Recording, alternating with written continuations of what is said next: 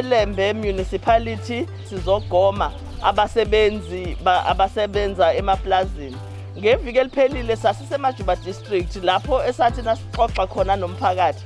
Sathola ukuthi abasebenza emaplazini futhi behlala khona emaplazini kuyabonakala ukuthi akhona ama-challenges noma iy'nkinga zokuthi bakwazi ukuthi ba-vaccinate. Sasesithatha isinqumo-ke sokuthi sizoba nohlelo oluzofokasa ey'ndaweni zasemaplazini. Olokuqala elizothi sivakasha thina ngama-mobile units ethu emakhaya ey'ndaweni zasemaplazini. Siyazi ukuthi bavamise abantu abahlala khona ukuhlala ngokugagana ube nemizi ewu-10 kwenye indawo newu-15 kwenye indawo. Ama-units ethu-ke azohambela yonke leyo mizi ukuze abantu abadinga ukuvaccinate bangahambi indlela ende, bangakhokhi nemali eningi ukuze bagcine bevaccinatile. Kodwa uhlelo lokuqala lokho.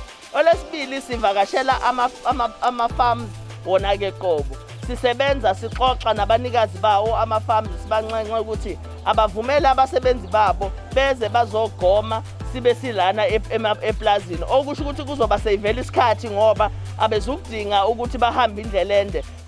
Bazobadedela nje 30 minutes noma i-hour beze bazogoma. Siyaxoxa-ke nama-owners ama-farms i-province yonke ngoba sibonile ukuthi uhlelo lelo ludingekayo. So kuyothi kuphela iviki siyobe sesizamile ukuthi sibathinte almost bonke abanikazi bama-farms and leviki elizayo sibe sesikwazile ukuthi sifike kubona.